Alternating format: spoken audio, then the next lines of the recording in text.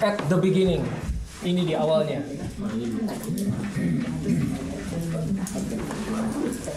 Nah, awalnya bagaimana? Kita sudah tahu bahwa ya Galatia 2:20, 1 Corinthians 5:27 dan Kolose 1:26-27 ya. Nah, ini kita akan lihat pada awalnya seperti apa ya. Kalau kita bicara konsep manusia baru, ya menjadi manusia baru itu sebetulnya begini saudara. Apa sih maksudnya menjadi manusia baru? Manusia baru itu adalah kita aware, ya, kita punya awareness tentang siapa kita di dalam Kristus dan siapa Kristus di dalam kita. Terus menerus, 24/7, setiap hari. Siapa kita di dalam Kristus dan siapa Kristus di dalam kita.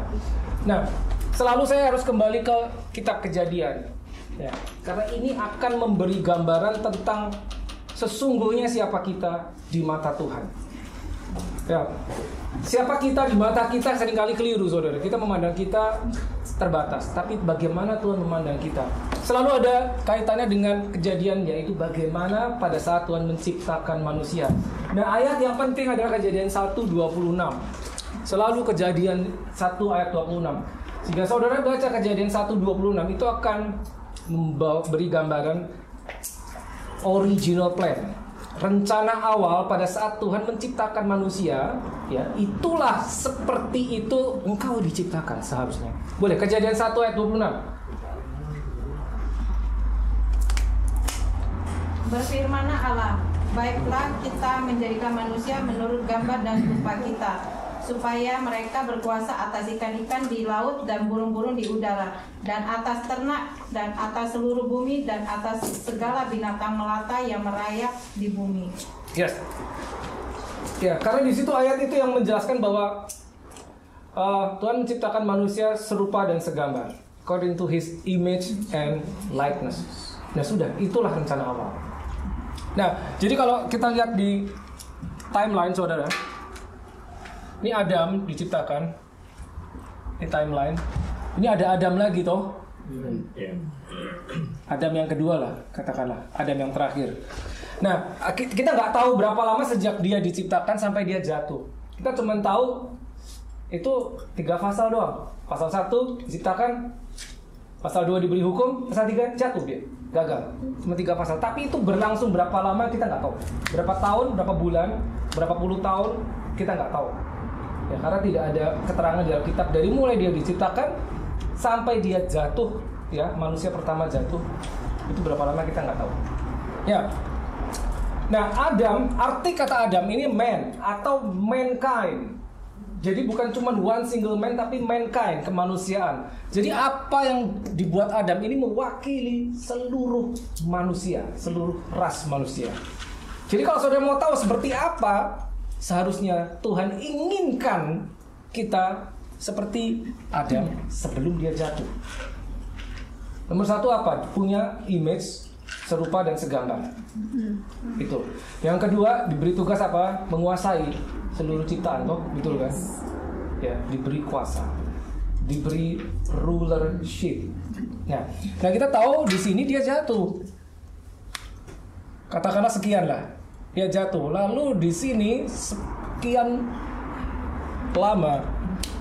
Dari Adam yang pertama sampai Adam yang kedua, ini jarak yang 4.000 tahun kurang lebih. 4.000 tahun, datang lagi Adam yang satunya. Adam satunya kita tahu siapa itu, ya, Yesus. Ya. Untuk membereskan apa kekacauan yang dibuat oleh Adam yang pertama. Ya, restoration, restore oleh Adam. Ya. Ingat ya, ini gara-gara Adam, maka yang membereskan harus Adam. Ya. Makanya man yang membereskan juga man. Ini menjelaskan kenapa Yesus harus menjadi the son of man. Benar-benar 100% manusia. Ya. Nah, kita tahu yang hilang apa? Image hilang. Likeness juga hilang. Ini hilang. Waktu ini jatuh, ini dua itu hilang. Image sama likeness-nya hilang. Ya. Makanya Adam kedua, Yesus Kristus, ya, itu mengembalikan semua supaya manusia menjadi punya image dan likeness. Nah, setelah Adam yang kedua ini sekarang kemari. Nah, kita hidup di sini, saudara. Sampai nanti rapture. Ya. Nah, sehingga kita bicara konsep manusia baru adalah ini. Pada saat kita punya konsep, kita punya pemikiran dan image seperti Kristus sebelum Adam jatuh. Nah, di sini kita tahu ada nabi-nabi dan seterusnya. Ada Musa, hukum Taurat, segala, Yesaya, semua, Abraham, semua ada di sini. Nah, Alkitab hanya membagi dua perjanjian, yaitu perjanjian lama dan perjanjian baru. Ya, perjanjian lama tanda kutip era sebelum Yesus, perjanjian baru era sesudah Yesus, itu menurut Alkitab. Tapi sepanjang sejarah kehidupan manusia itu ada yang namanya covenant. Itu banyak covenant, bukan cuma dua, perjanjian lama, perjanjian baru. Covenant itu adalah sebuah perjanjian yang dibuat Tuhan sendiri dengan manusia. Dia membuat covenant dengan manusia pertama, Adam, yaitu Kejadian 1 ayat 26. Ya, Allah Bapa ngomong kan, kamu akan punya image dan likeness, ya, gambar dan rupa Allah itu ada padamu. Lalu diberi janji, ya, diberi janji. Dan seterusnya. Nanti kita kalau ada waktu saya jabarkan covenantnya apa saja. Nah, tapi yang penting yang saya mau ingatkan saudara adalah begini. Sering kali pada saat kita baca Kejadian 1:26 itu kurang kuat artinya. Di situ dikatakan manusia engkau diciptakan engkau memiliki image, ya, dan likeness, segambar dan serupa. Tapi pada saat kita baca ayat itu kayak kelewat gitu aja. Ya oke lah, image, serupa dan segambar. Tapi apa sih itu? Apa sih itu? Sebenarnya itu apa? Serupa dan segambar itu, how good is that actually? Seberapa sih bagusnya punya gambar dan rupa dengan pencipta kita? Kehilangan makna kalimat itu. Kehilangan makna. Semakin lama semakin kehilangan makna. Manusia itu secara umum kita punya pandangan itu sangat terbatas. Yang penting everything is good, my family is good, career is good, that's it. Pandangan Tuhan nggak gitu, saudara. Beda. Dia selalu punya plan, dia punya kalender sendiri yang jalan di luar kalender kita. Ya makanya kita kembali ke sini. Nah, sekarang saya akan bawa saudara untuk tahu lebih dalam. Ya, kita buka Mazmur 8, ya, ayat 5 dan 6. Mazmur 8 ayat 5 dan 6. Ya. Ini kita akan lihat seperti apa sebetulnya ciptaan manusia. Ingat ya, pada saat kita membaca tentang Adam, demikianlah ya di mindsetnya Allah Bapa itu pada saat dia melihat kita. Ya, Mazmur 8 ayat 5 dan 6. This is so powerful, saudara. Nama Mazmur ya, 8. Apakah manusia sehingga engkau mengingatnya? Ya. Namun engkau telah membuatnya hampir sama seperti Allah. Sorry. Mazmur 8. Apakah manusia sehingga engkau mengingatnya? Apakah anak manusia sehingga engkau mengindahkannya? Namun engkau telah membuatnya hampir sama seperti Allah dan telah memahkotainya dengan kemuliaan dan hormat. Ya, memahkotai dengan kemuliaan dan hormat. Dari seluruh ciptaan tidak ada yang diberi itu tuh, mahkotanya dengan kemuliaan dan hormat. Cuma manusia. Ya ingat ya, ciptaan tuh banyak ya, ada tumbuhan, ada hewan dan semua galaksi dan semua yang bisa kita lihat itu ciptaan. Tapi cuma satu yang mirip. Gitu loh. Sekali lagi ini perlu meditate on the word, sehingga pada saat saudara sampai ke tahap itu, saudara bisa muncul kekagumanmu tentang ciptaan Tuhan yang namanya engkau, yang namanya dirimu. Karena kalau enggak, ini cuma lewat begitu saja. Ya. Nah, Mazmur 8 ayat 5 dan 6 ternyata original language-nya itu powerful sekali. Saya bacakan. Bahkan yang King James itu juga kurang akurat. Yang King James begini, for you have made him a little lower than the angels, and you have crowned him with glory and honor. Now, you have made him to have dominion. Ya, tadi Kejadian 1 ayat 26. Dominion, kuasa over the works of your hands. Ya, oke. Tapi versi aslinya tuh sebetulnya begini. Ayat 5 itu bukan you have made him a little lower than the angels. Tapi aslinya begini, you have made him Elohim to the angels. Jadi manusia gini. Ini sulit, saya mengalami kesulitan untuk bisa menceritakan kepada saudara seberapa miripnya engkau dengan penciptamu. Mirip banget. Mirip banget. Ini tuh mirip banget. Benar-benar mirip. Jadi pada saat semua sudah diciptakan, kan hari terakhir tuh manusia diciptakan kan, semua udah ada, manusia diciptakan. Jadi ini saya kasih ilustrasi aja karena terus terang sulit menggambarkannya bagaimana miripnya. Miripnya tuh gini, begini. Pada saat manusia diciptakan, Allah bekerja dengan tangan. Dia tidak ngomong seperti menciptakan jadilah terang, jadilah ini, cuma ngomong. Tapi pada saat manusia dia ambil dengan tangannya dia kerja. Begitu jadi selesai, nggak langsung hidup manusia. Dia harus memberikan dirinya, memfotokopi dirinya, yaitu apa? Holy Spirit, dengan meniupkannya ke dalam hidungnya tuh. Kejadian 2 ayat 7. Diberikan rohnya, baru manusia itu hidup. Itu ada. Itu mirip banget. Jadi pada saat itu diciptakan seluruh bumi, perhatikan baik, itu heran. Bahkan malaikat-malaikat di surga heran. Ini Tuhan lagi bikin apa? Karena tidak pernah sebelumnya Tuhan bikin pakai tangan. Dia selalu cuma ngomong. Sehingga pada saat dia mengambil debu, semua malaikat bahkan terdiam dan heran. Semua makhluk di bumi heran.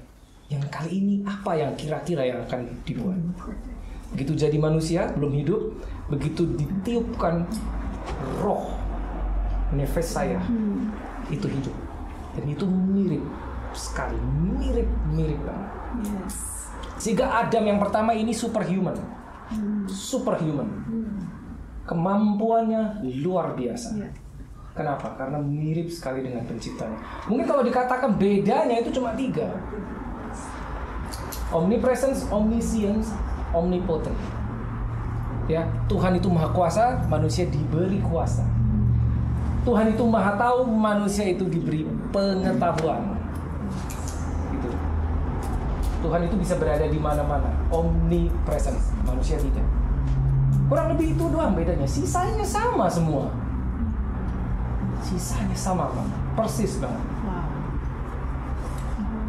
Ya. Sekali lagi kita sudah bilang, saya sulit banget untuk menggambarkan betapa miripnya. Betapa miripnya. Sehingga perlu diberi rohnya.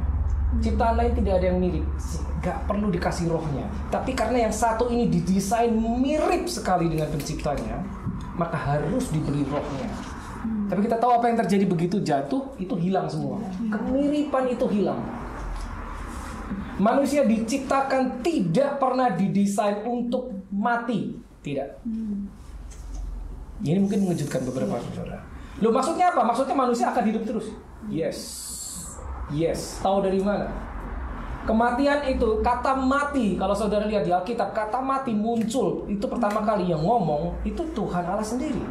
Pada saat dia bilang sama manusia, buah pohon yang satu itu, jangan kamu makan. Semua buah yang lain boleh kamu makan, tapi yang satu itu, buah pengetahuan buah dari pengetahuan yang baik dan yang jahat, jangan kamu makan. Karena di hari kamu mengakannya, kamu akan mati. Nah, itu adalah kata mati pertama muncul di Alkitab.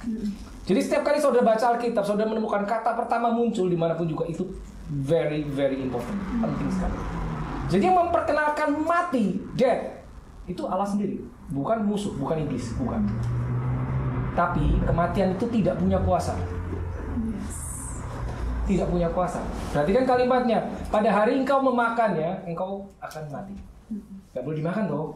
Berarti kalau nggak dimakan, nggak mati. Nah, nggak mati. Desain awal ini tidak mati. Dikasih suatu condition. Yang namanya kematian itu sudah ada, tapi kematian tidak bisa membunuh jika ini tidak melanggar. Nah, ada pohon satu lagi yang namanya pohon, dalam Taman Eden ada 2. Pohon apa? Pohon kehidupan. Sayangnya Adam salah ngambil buah. Diambil dari pohon pengetahuan yang baik dan yang jahat. Ya. Sehingga pohon kehidupan tidak boleh disentuh sama dia, dijagain malaikat. Kenapa? Kalau dia sudah makan pohon pengetahuan yang baik dan yang jahat, terus dia makan buah pohon kehidupan, maka dia akan hidup kekal. dengan keadaan dosa. Makanya nggak boleh dimakan pohon yang itu. Itu dia. It's in the Bible. Ingat ya. Jadi kalau itu dia nggak makan itu pohon, dia nggak mati. Segitu miripnya. Nah, satu hal lagi saya mau kasih tahu saudara, this is powerful. Seberapa miripnya, seberapa hebatnya ini. Ingat ya, kita bicara tentang Adam, pelajari kenapa? Karena ini adalah saudara. Saudara itu ini sebelum dia jatuh. Amin. Ya. Ya. Kita lihat Ayub. Ayub pasal 1. Ya. Semua rasanya tahu cerita Ayub. Cuman yang kurang tahu tentang Ayub adalah ya dia orang benar tapi mengalami petaka, kehilangan semuanya baru akhirnya dipulihkan. Tapi banyak yang kita bisa pelajari tentang Ayub. Ya, Ayub pasal 1 ayat 6. Ini ada yang aneh saudara di Ayub 1 pasal 1 ayat 6. Sangat aneh. Ya, silakan. Pada suatu hari datanglah anak-anak Allah menghadap Tuhan, dan di antara mereka datanglah juga iblis. Pertanyaannya, kok bisa? Pada suatu hari, ulang, baik-baik, baca baik-baik. Pada suatu hari datanglah anak-anak Allah menghadap Tuhan, dan di antara mereka datanglah juga iblis. Ya, anak-anak Allah ini itu yang dimaksud adalah angels. Angels, ciptaan. Jadi ilustrasinya begini, suatu hari ada meeting, ya, God Himself dengan segala kemuliaan dan kekudusannya, dengan anak-anak Allah itu angels. Saudara boleh buka di Amplified Bible, jelas-jelas dikatakan it's angels, atau di Young Literal Translation YLT. Anak-anak Allah itu artinya yang dimaksud adalah malaikat. Tapi di situ dikatakan ada apa? Iblis nyelonong masuk situ. Apakah pada meeting itu Allah mengundang iblis? Tidak. Tapi pertanyaan, kok iblis bisa ikut masuk nyelonong? Lesson. Karena Kepo. karena dia berarti apa? Berarti dia punya akses. Ya. God is holy, terlalu kudus. Dia tidak bisa berdekatan, bersinggungan, bahkan melihat sesuatu yang tidak kudus. Tapi kok iblis bisa masuk? Berarti dia punya akses. Kok bisa punya akses? Karena akses itu punyanya ini. Begitu ini jatuh, segala sesuatu yang dimiliki dia pindah tangan, termasuk akses. Oke, anggap ya. Nah, saudara, berarti saat ini berarti saudara bisa tahu kejatuhan manusia itu bukan hanya mempengaruhi dunia saja. Tapi kejatuhan manusia mempengaruhi segala yang di bumi dan di surga, kecuali tahta. Cuma itu yang nggak tertarik. Sampai-sampai iblis bisa punya akses. Berarti di sini kita tahu seberapa pentingnya ini orang, seberapa powerfulnya. Karena dia sebetulnya juga bisa naik turun, dia punya akses. Karena dia jatuh, aksesnya pindah. Itu manusia. Gitu. Jadi akses itu punyanya si iblis. Dan kita tahu ceritanya dia mendakwa si Ayub di hadapan. Ya, dia udah nggak bisa lakukan itu lagi sekarang. Ya. Kenapa nggak bisa? Nanti saya jelaskan belakangan. Tapi titik ini saya mau menjelaskan betapa luar biasanya kita ciptaan. Amin. Tapi hilang, 2000 tahun hilang. Nah, kembali lagi di sini. Adam yang satu lagi ini mengembalikan semuanya, sehingga kita punya akses lagi kan, ya kan? Saudara ingat pada saat Yesus disalib, ya, tabir bait suci terbelah dua, sehingga tidak ada lagi halangan. Orang bisa masuk langsung ke ruang Maha Kudus, akses di mana Tuhan berdiam, dikembalikan aksesnya. Nah itu kita. Nah, penting sekali ini menjadi standar, saudara ya. Nah, ada yang namanya covenant, tadi saya jelaskan. Covenant itu perjanjian. Covenant itu bukan cuma seperti perjanjian yang kita bayangkan perjanjian. Oke, kita membuat perjanjian di atas kertas, tanda tangan dua belah pihak. Ya. Jika salah satu melanggar maka kena penalti. Itu yang kita pahami perjanjian seperti itu.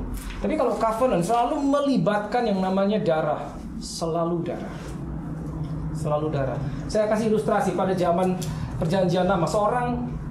Dua orang bisa membuat covenant atau perjanjian darah.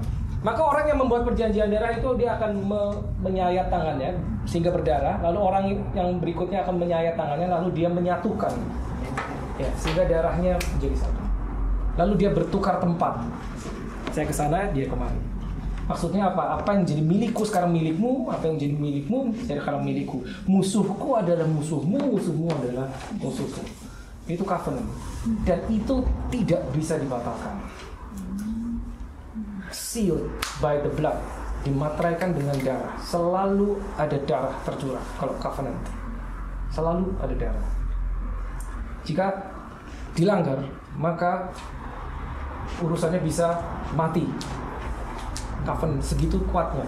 Nah, covenant itu dibuat oleh Allah Bapa sendiri pada manusia karena dia menurunkan standar dia kepada manusia. Seperti saya pernah jelaskan, dia tidak perlu membuat covenant.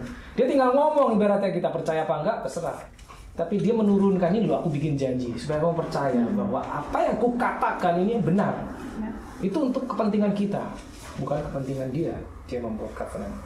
Nah, sepanjang sejarah dari Adam ini, dia membuat covenant dari Adam. Habis itu dia membuat dengan Nuh, itu covenant, ada janji.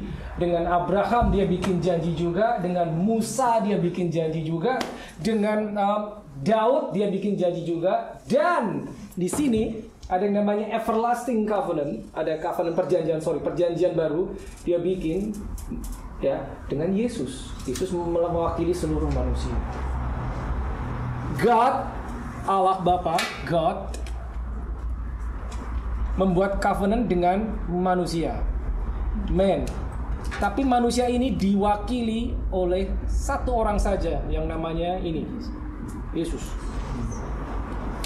Ya, sehingga ini nggak akan gagal karena ini sempurna.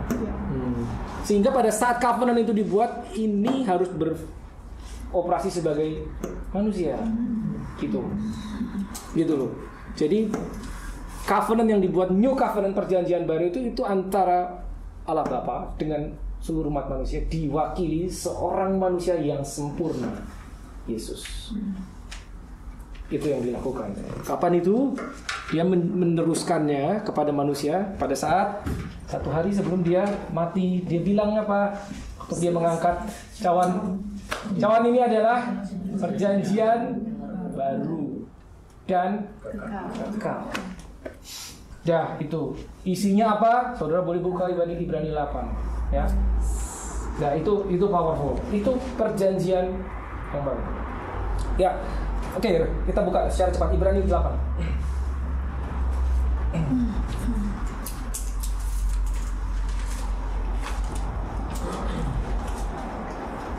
Harus cepat.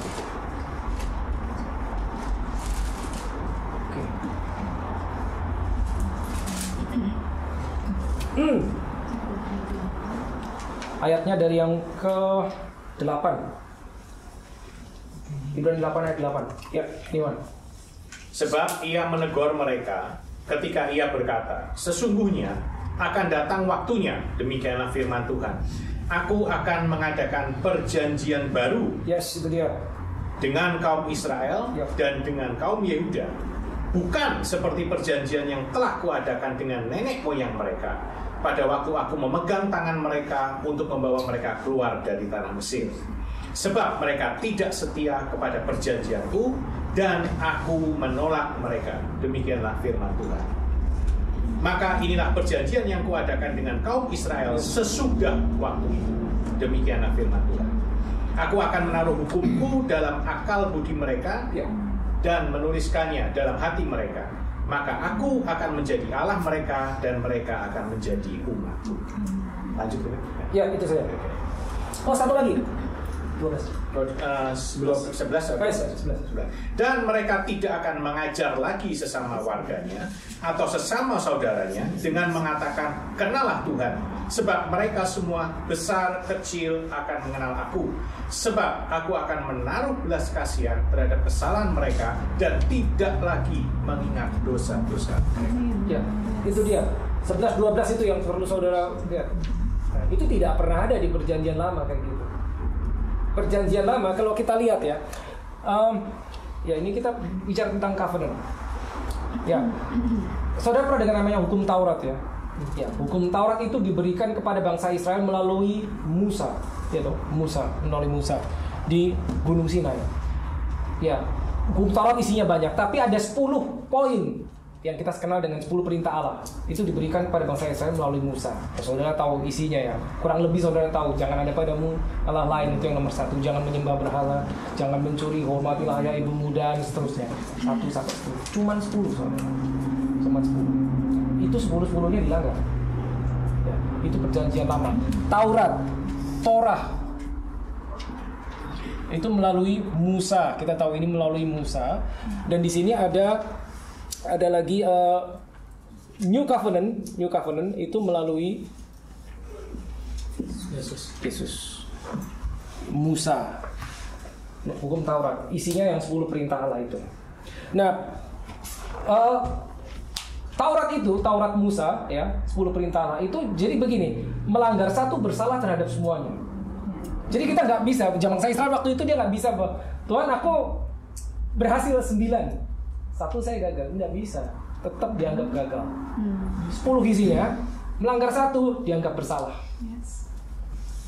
Betapa sulitnya kehidupan zaman itu, ya kan? Gitu. Nah, lalu gimana? Ini nggak ada satu orang pun orang Israel yang berhasil memenuhi 10-10-nya. Maksudnya berhasil 10-10-nya. Maka harus ada satu orang yang berhasil memenuhi Taurat ini. Memenuhi itu menggenapi. Maksudnya tidak jatuh dalam 10 perintah itu. Baru bisa dibuat yang baru. Jadi perjanjian lama Taurat Musa 10 perintah itu tidak pernah dibatalkan sama Tuhan. Tidak pernah. Tidak dibatalkan. Tapi digenapi. Karena untuk Allah Bapa membuat yang baru, yang lama ini harus digenapi dulu. The problem is, satu pun orang Israel tidak ada yang bisa. Cuman 10. Pasti kepleset 1. Tapi kalau kita bilang melanggar 1 bersalah terhadap 10-10-nya, gak bisa, susah. Maka harus ada seorang yang sempurna, yang namanya Yesus, orang Israel juga yang tanpa dosa, dia menggenapi 10-10-nya. Maka setelah 10-10-nya genap, baru bisa dibikin yang baru antara ini itu. Maka adalah namanya perjanjian yang baru. Gitu loh. Nah, isinya apa sebetulnya perjanjian baru? Ingat Yesus ngomong apa? Golden rule. Kasihlah Tuhan Allahmu dengan apa? Hati, jiwa, akal budimu. Ya. Terus habis itu ada satu lagi kan? Kasihlah sama manusia seperti diri. Ya, itu doang. Enggak sampai 10 enggak. Pertanyaannya itu lebih gampang enggak? Enggak. Sebetulnya dinaikin tuh standarnya enggak turun. Ini 10 kan ada jangan menyembah berhala, terus jangan mencuri. Itu mengatur hubungan antara manusia dengan Tuhan dan manusia dengan sesama. Kan ini juga gitu dikasih. Kelihatannya lebih simpel. Kasihlah Tuhan Allahmu dengan segenap hatimu, dengan segenap jiwamu, hatimu dan akal budimu. Terus dengan sesama, kasihlah sesama manusia seperti dirimu. Nah, itu yang susah. Seperti dirimu sendiri. Kenapa? Karena jika engkau mengasihi sesama manusia seperti dirimu sendiri, kau tidak akan melanggar yang ini. Jangan mencuri contohnya. Kita bisa bilang di hadapan Tuhan, misalkan seorang bangsa, Tuhan aku nggak pernah mencuri. Ya. Aku tidak pernah berzina. Tapi apakah itu berarti engkau mengasihi sesama manusia? Kan belum tentu. Memang dia tidak mencuri, tapi apakah engkau memberi sesama manusia? Kita ambil lawan yang mencuri itu lawannya memberi kan. Seseorang bisa tidak mencuri, tapi belum tentu dia memberi toh. Seseorang bisa tidak melakukan perzinahan, tapi belum tentu dia mencintai istrinya. Gitu. Tapi sama Yesus dibalik. Begitu. Makanya dia bilang, di dalam 2 hukum ini tergantung semua Taurat pun. Gitu. Jadi sebetulnya ini standarnya justru naik. Sebetulnya ini ya perjanjian baru. Tapi di dalamnya itu ada yang namanya grace, kasih karunia. Di sini tidak ada grace. Di sini sangat keras. Setiap pelanggaran selalu ada hukuman. Bangsa Israel melanggar selalu ada hukuman atau yang namanya tulah yang tulah. Melanggar kekudusan tulah. Tulahnya apa? Sakit penyakit, wabah penyakit. Lalu panen gagal, diserang musuh, itu akibat. Jadi setiap ketidaktaatan selalu ada akibat. Itu zaman dulu. setelah era Yesus kesini. Kok kayaknya jadi gampang. Begitu kita melakukan kesalahan, kita tinggal datang, aduh, Tuhan ampunilah kesalahan kami, kelar. Tuh kok enak. This is grace. Tapi saudara harus ingat, grace itu hanya bisa diberlakukan kepada orang yang lahir baru. Kenapa? Jika itu diberikan kepada orang yang belum lahir baru, belum ada Roh Kudusnya, maka dia akan salah mengerti atau mengabuse grace. Gitu. Selalu ada pengampunan bagi setiap kesalahan. Kenapa? Karena darahnya udah tercurah, darah Yesus. Gitu. Nah, itu tidak terjadi dalam perjanjian lama. Perjanjian lama, setiap dosa mereka harus datang ke bait suci bawa kurban hewan kan, dipotong, ya kan? Darah tercurah. Oke. Selesai itu dia pergi sebagai orang yang dibenarkan. Tapi besoknya dosa lagi. Ulang lagi. Bawa lagi minggu depannya gitu lagi. Begitu terus selama ratusan tahun sampai diganti oleh ini. Diganti. Sekali saja darah sudah. Gitu. Itu bedanya. Old covenant, new covenant. Perjanjian yang lama, perjanjian yang baru dalam Kristus. Makanya selalu dengan darah. Selalu dengan darah tercurah. Nah, kita harus ingat kita ada di dalam ini. Gitu loh. Kita ada di dalam perjanjian yang baru. Nah, ini menjelaskan kepada saudara bagaimana tentang perjanjian lama dan perjanjian baru. Nah, sebelum zaman Musa ini kan ingat ya diberikan kepada Musa. Coba kita buka Yohanes 1:17 dulu ya. Yohanes 1:17. Ayat 17.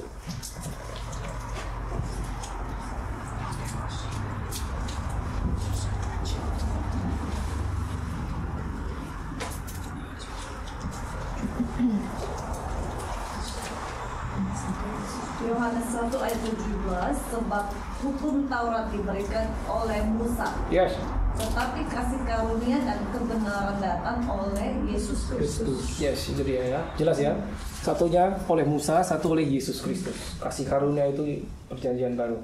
Ya, itu ada session tentang itu sendiri sebetulnya, tentang God's grace. Cuman kita nggak bahas itu hari ini. Ini hanya briefly bagaimana perjanjian lama, bagaimana perjanjian baru, kita di dalam perjanjian yang baru. Nah, intinya begini. Itu diberikan oleh Musa. Nah, dari Adam sampai Musa, katakanlah si Musa ini ada di sini lah.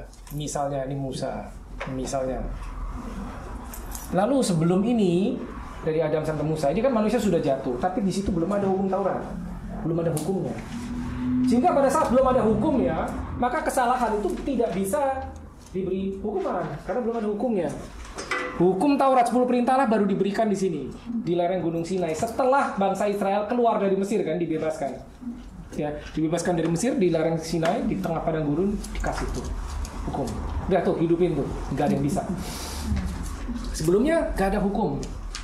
Makanya perjanjian baru bisa mengatakan, ya, kuasa dosa adalah hukum Taurat. Maksudnya apa kuasa? The strength of sin is the law. Saya kasih ilustrasi begini, saudara. Pada saat misalkan gini, ada seorang merokok lah, katakanlah di halte bis ya, atau di stasiun. Dia merokok dengan santai. Gak ada larangan merokok, berarti dia tidak bersalah. Tapi tengah-tengah dia merokok, tiba-tiba ada petugas datang pasang tulisan no smoking, maka titik itu dia melanggar. Ya, sebelum ada tulisan no smoking dia bebas merokok, belum ada hukumnya, belum ada Tauratnya.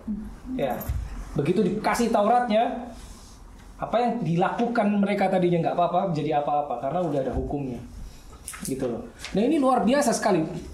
Di sini tidak ada grace, nggak ada. Salah hukum, salah hukum, salah hukum, salah hukum. Seperti itu, keras sekali. Mereka menghidupi hukum Taurat tidak berhasil, tidak ada satu orang yang bisa. Tapi sebelum ini bagaimana? Ya, ada grace, ada. Kalau kita lihat kehidupan Abraham itu hidup di dalam grace of God. Ya, Abraham. Kalau kita lihat di Kejadian 12, siapa Abraham? Kita nggak banyak tahu tentang Abraham. Tiba-tiba kita buka kitab Kejadian satu pasal tiba-tiba muncullah nama Abraham. Cuma dikasih tahu dia orang tinggal di mana, dari Ur Kasdim. Tuhan panggil dia untuk meninggalkan rumah orang tuanya.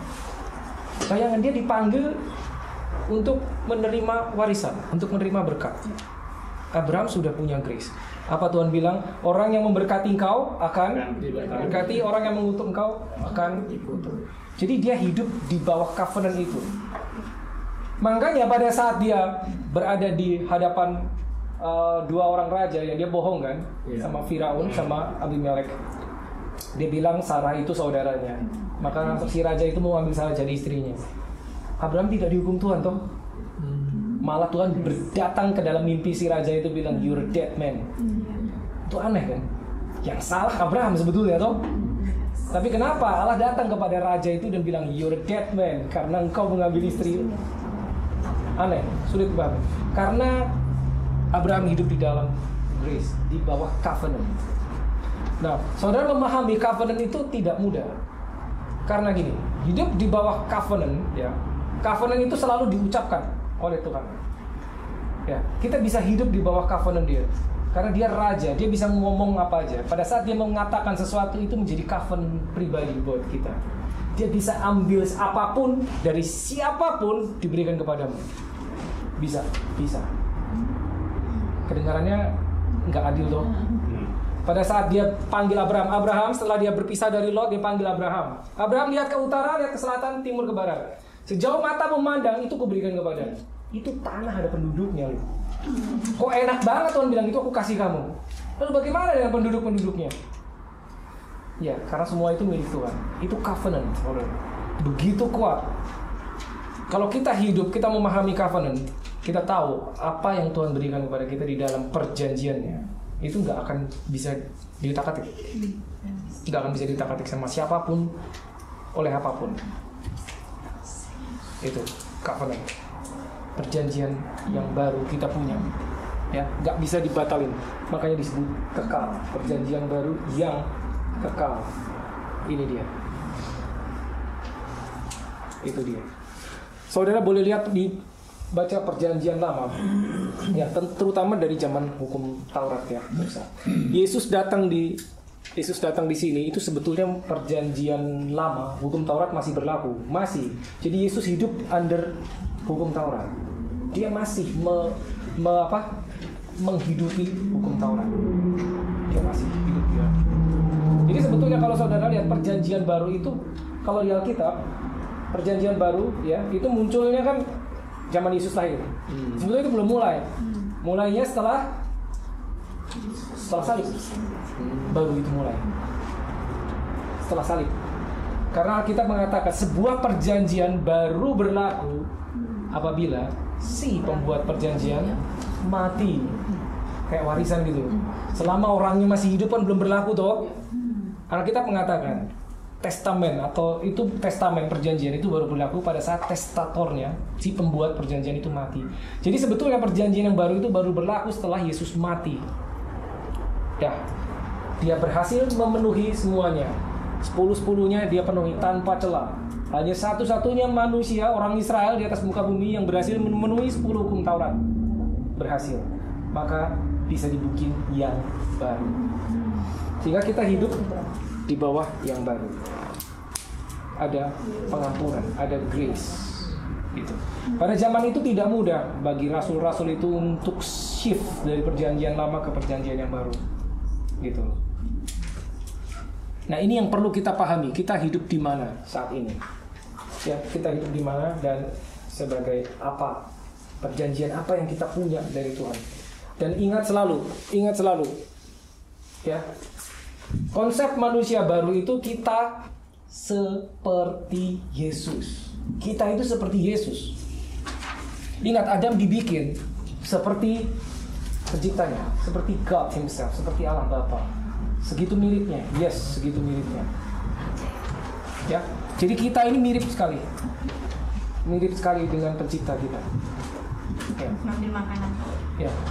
Makanya Yesus pernah ngomong gini. Kalau saudara buka di Yohanes 14 ayat 12, Yesus pernah ngomong gini.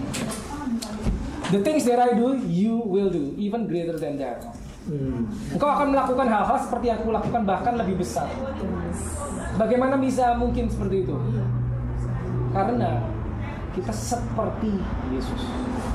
Seperti Yesus. Seperti Yesus. Jadi saudara harus tanamkan di dalam diri saudara bahwa engkau itu mirip. Engkau itu mirip. Engkau sangat mirip. Sangat mirip. Ini pemahaman yang cukup dalam, bukan cukup dalam, sangat dalam. Ya. Saya nggak bisa dengan perkataan menyampaikan kepada saudara seberapa miripnya. Hanya ini yang bisa saya tampilkan. Ya. Ingat, rencana awal memang dibikin mirip, serupa. Mirip, fungsinya sama, kelengkapannya sama, kemampuannya sama. Untuk apa nanti kita akan bahas, kenapa harus mirip. Ya. Jadi kalau saudara lihat, ya, Kejadian 1 ayat 26 tadi dikatakan bahwa Allah Bapa menciptakan manusia serupa dan segambar. Manusia jatuh, semuanya hilang, gambarnya hilang, rupanya hilang. Yesus datang mengembalikan, termasuk gambar dan rupanya itu dibalikin. Nah, manusia tidak akan bisa menjadi segambar dan serupa jika mesinnya tidak dikembalikan. Mesinnya Holy Spirit, ya. Pada saat Adam jatuh kan Holy Spiritnya pergi toh, undur daripada manusia karena manusia sudah tidak holy, sudah tidak kudus. Dan itu harus kembali. Kembalinya kapan? Pentakosta. Hari Pentakosta itu dikembalikan, Roh Kudus diberikan. Sehingga engkau mirip. Itu. Kita ini mirip. Amin. Sangat mirip. Kalau enggak, Yesus nggak akan ngomong kamu akan melakukan seperti yang kulakukan, bahkan lebih besar. Gitu. Ini penting sekali pada saat saudara melakukan pelayanan, saudara melakukan ministry, saudara melayani orang sakit, saudara mengusir setan. Saudara tidak akan berpikir bahwa dirimu ini seperti yang kau lihat di cermin, enggak. Kau akan melihat dirimu seperti yang Allah Bapa lihat engkau. Gitu. Gitu. Pada saat kau tumpangkan tangan, jangan berpikir aku seperti ini. No. Mesinmu yang di dalam kau. Itu yang harus kau lihat. Gitu. Itu yang penting. Nah, gitu. Itu konsep. Sekali lagi, kenapa konsep? Konsep itu adalah pola pikir, mindset yang harus kita ubah. Ya. Nanti doa kita juga akan berubah. Doa kita juga akan berubah. Doa di dalam perjanjian lama, kalau saudara lihat, dan doa di dalam perjanjian baru itu beda. Perjanjian lama doanya seperti apa? Perjanjian baru doanya seperti apa? Itu beda. Di dalam perjanjian lama mereka semua tidak ada yang bisa memanggil Allah sebagai Bapa. Tidak ada. Tapi satu-satunya nama yang diperkenalkan, the name of God yang diperkenalkan oleh Yesus di perjanjian baru cuma satu, Father. Di sini saudara bisa melihat nama Allah Israel itu disebut ada dari Elohim, Jehovah, Adonai, ya sudah tahu kan? Lalu ada compound name Jehovah Jireh, Jehovah Rafa, Jehovah Nisi, ya. Banyak nama Tuhan diperkenalkan. Perjanjian, tapi di perjanjian baru cuma satu nama, Father. Dan saat Yesus berkata nama muridnya, dia ngajar, dia selalu ngomong your father, your father, your father. Bapamu, bapamu, bapamu. Padahal dia masih hidup, dia belum mati. Dia udah memperkenalkan Bapamu. Bahkan pada saat dia mengajarkan muridnya berdoa, dia bilang apa? Our Father. Dia nggak bilang our God. Our Father. Kenapa? Mentalnya harus dirubah, mindsetnya harus dirubah. Ya, harus dirubah. Murid-murid mungkin pada saat itu mereka belum paham, karena mereka masih di bawah hukum Taurat. Taunya adalah God is Allah Bapa itu sebuah pribadi yang terlalu kudus, terlalu jauh, tidak bisa didekati. Memang benar di dalam hukum Taurat demikian. Ya. Dikatakan tidak ada seorang bisa melihat Allah karena dia akan mati. Tapi kematian Yesus mengubah semuanya, makanya bait suci kan terbuka toh tabirnya, sehingga orang bisa masuk. Dan dia kan nggak bisa. Itu konsep, saudara. Saudara harus paham. Sebelum nanti session berikut kita masuk ke siapakah kita di dalam perjanjian baru, ini harus paham dulu. ada perjanjian lama seperti apa, ada perjanjian baru seperti apa, diubah. Apanya yang diubah? Di bawah perjanjian lama banyak sekali dibatasi ini. Dalam perjanjian baru banyak sekali dibuka. Itu yang mengubahkan. Kalau kita bisa menempatkan diri kita di sini, itu akan buat beda. Makanya dari Kolose 1:27 Paulus bilang ada rahasia yang tersimpan berabad-abad. Kenapa? Ini orang nggak ada yang tahu nih. Berabad-abad mereka nggak ada yang tahu. Mereka cuma taunya bahwa manusia dan Allah jauh, hubungannya jauh. Tidak bisa didekati, tidak bisa. Secara khusus harus pakai ritual. Hanya imam besar yang bisa mendekat. Nggak bisa langsung datang. Berdosa harus membawa persembahan supaya dosa dihapuskan. Itu yang dipahami mereka. Berabad-abad. Makanya Paulus bilang ada rahasia yang berabad-abad, yaitu Christ in you, the hope of glory. Amin. Mereka nggak ada yang tahu itu. Dan Galatia 2:20 Paulus juga bilang, ya kan, bukan aku lagi, tapi Kristus di dalam aku. Ini nggak bisa mereka mikir gitu. Ya. Kristus itu apa maksudnya Kristus? Christ. Kita cuma tahu Jesus Christ. Ini kan Christ itu bukan nama belakangnya Yesus. Jesus Christ bukan. Christ artinya apa? Messiah, yang diurapi. Christos bahasa aslinya in the Greek, yang diurapi. Nah sekarang kalau saudara percaya, Kolose 1:27, Kristus, Christ in you. Makanya Paulus nggak bilang Yesus in you loh. Christ in you, yang diurapi. Kalau dia ada di dalam engkau, berarti engkau diurapi. Yes. Amin. Kemarin saya di kelas salvation baru sampaikan. Jadi kalau dia namanya Yesus, ada embel-embel Christ, Yesus yang diurapi. Sekarang saya bisa pakai Eddie Christ. Amin. Kalau di dalamnya dia Christ in him. Terkau bikin kartu nama lagi Eddie Christ. Nama anaknya jadi Christ. Ya gitu lah. Jadi saudara pahami ini gini ya, apa ya? Ini harus saudara bisa pahami sampai paling dalam, sampai tingkat rohmu. Maka itu akan mengubahkan banyak hal. Gitu. Paulus tahu persis. Itu rahasia, bahkan dibilang berabad-abad yang para nabi segala itu semua nggak tahu, mereka nggak punya. Sekarang disingkapkan. Christ in you, the hope of glory. Sehingga pada saat kau menumpangkan tangan atau orang sakit, nggak usah pusing. Christ in you. Yes. Mesinnya itu yang bekerja. Amin. Tapi ingat, ada musuh. Si musuh akan selalu berkata di dalam pikiran kita, kamu nggak bisa, kamu nggak bisa, kamu hanya orang biasa, kamu nggak mungkin bisa begini. Tapi Alkitab berkata, Christ. Bahkan Paulus membawanya lebih jauh. Bukan aku lagi loh, Kristus hidup di dalam aku. Dan hidupku yang ku hidupi sekarang, itu karena kasih karunia. Itu luar biasa kan? Yang lama sudah berlalu, yang baru sudah datang. Mereka nggak tahu, mereka nggak punya. Seringkali ada apa ya? Ada percakapan demikian. Gimana ya rasanya Musa pada saat dia mengangkat tangan dengan tongkat lalu membelah laut? Ya, rasanya seperti apa? Bagaimana rasanya seperti Elia bisa memanggil api? Gitu. Bagaimana rasanya Daud bisa melemparkan batu dan membunuh raksasa? Gitu. Wah, nanti kalau kita di surga kita tanya mereka kan gitu. Tapi tahu nggak pada saat nanti kalau di sana kita ketemu mereka kan bertanya kepada kita, tahu yang mereka akan tanyakan? Gimana rasanya Roh Kudus sendiri ada di dalam kamu? Wow. Yes. Mereka nggak punya itu. Bagaimana rasanya God Himself in you? Mereka nggak punya. Kita bisa terengah-engah, terheran-heran dengan perbuatan Tuhan melalui manusia di perjanjian lama. Tapi mereka tidak pernah merasakan Christ ini. Mereka nggak punya rasanya itu. Amin. Nggak punya. Kita yang punya. Kita yang punya. Itu. Jadi pemahaman ini harus sampai, sekali lagi harus sampai dalam, saudara.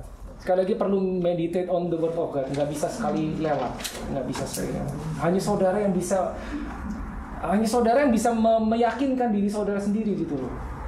Pada saat ada satu ayat berkata demikian, seberapa berharganya itu. Karena kalau enggak itu hanya akan lewat seperti kalimat biasa. hanya akan lewat seperti kalimat biasa. Ya, jadi we are under the grace. Nah, secara cepat gini, what is grace? Apa itu grace? Secara umum, saudara pernah dengar apa itu grace? Ya, kasih karunia toh, grace itu kasih karunia. Jadi secara umum mungkin definisinya sesuatu yang diberikan kepada kita yang sesungguhnya kita nggak layak, tapi kita dapat. Kasih karunia. Ya, seharusnya kita salah ya dihukum dong.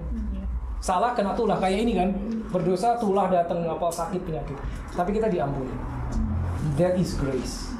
Selalu ada pengampunan. Kita harusnya mati tapi digantiin orang lain, Yesus yang mati. Itu grace. Tapi ada satu lagi sebetulnya.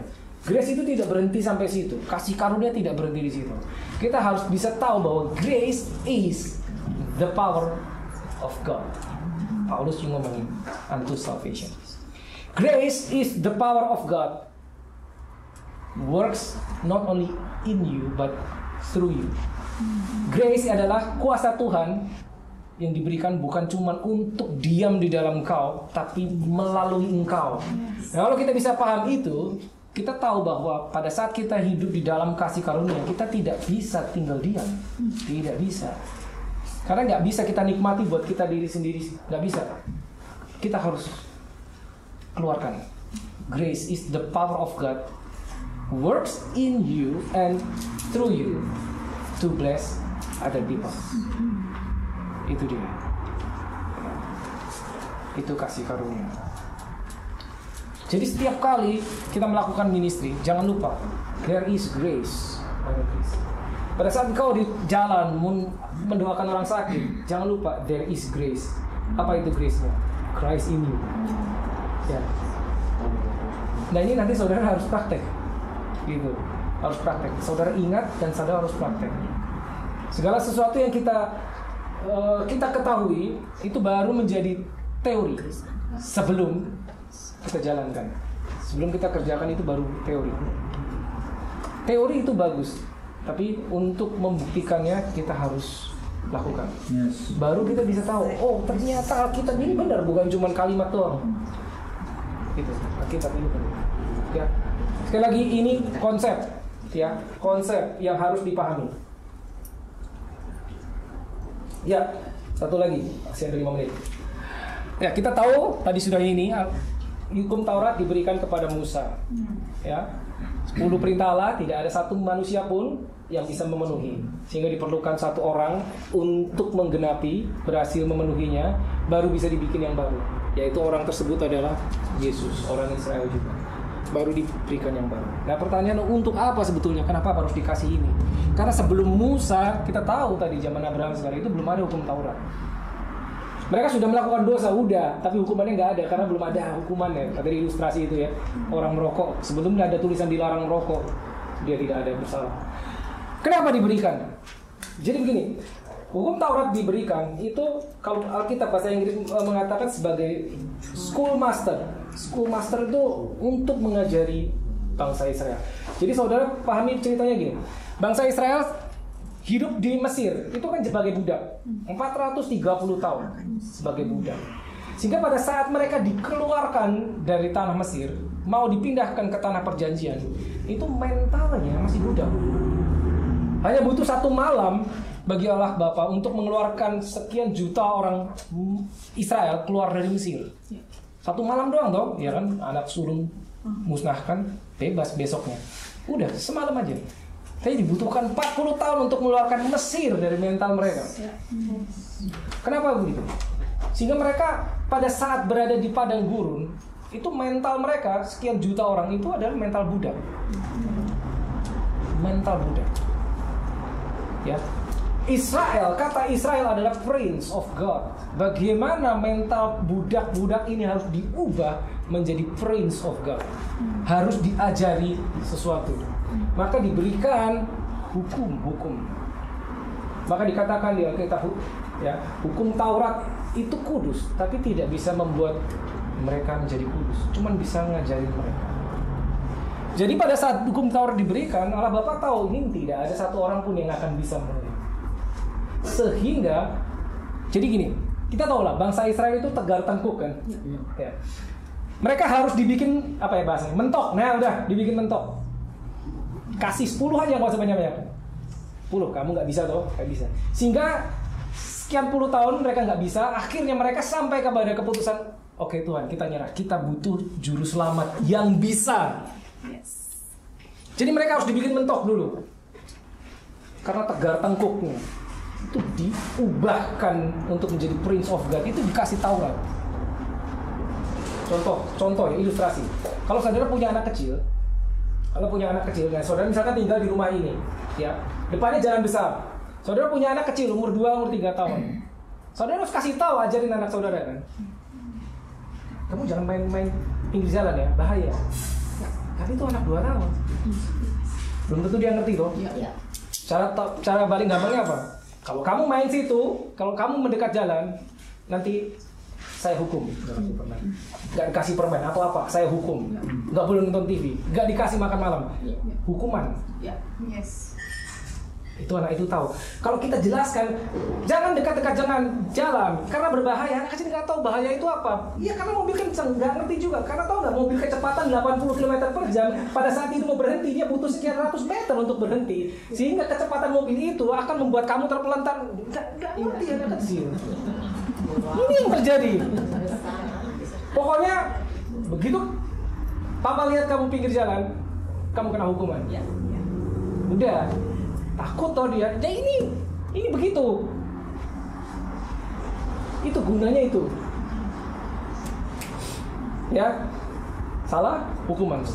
Tapi pada saat anak itu sudah besar, anak itu sudah umur 20 tahun, 15 tahun, 17 tahun, orang tuanya ngomongnya beda. Dia nggak akan ngomong gitu pinggir jalan nanti.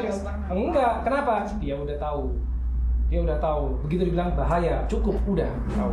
Bahkan kita nggak usah bilang itu bahaya, dia tahu. Ini dia. Hukum Taurat itu tujuannya itu. Jangan mencuri ya. Mencuri, nah hukuman. Itu. Tapi setelah ini berurusannya kan beda toh.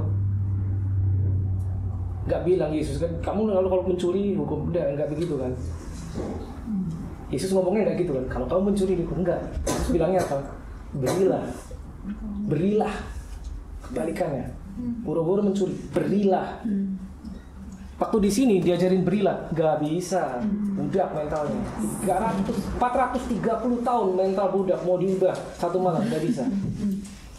Maka itu diberikan hukum Taurat. Seperti itu. Hukum Taurat itu kudus, tapi tidak bisa membuat mereka jadi kudus. Hukum Tauratnya itu sendiri kudus. Tadi saya sudah jelaskan.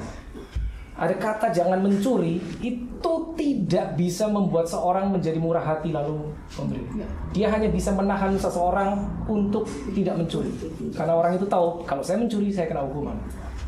Tapi tidak bisa membuat orang itu melangkah lebih jauh menjadi murah hati dengan memberi. Terbatas.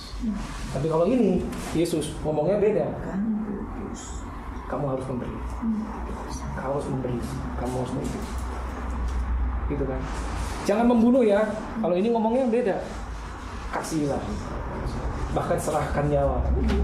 Beda kan? Itu. Jadi itu tujuannya. Ya. Jadi untuk membuat mereka tadi mentok. Mereka, nah Tuhan, kita nggak sanggup. 10 kita pasti langgar. Kita langgar terus. Sehingga sampai satu titik mereka nyadar mereka membutuhkan juru selamat. Karena nggak bisa. Maka juru selamat itu datang. Gitu loh. Itu desainnya seperti itu.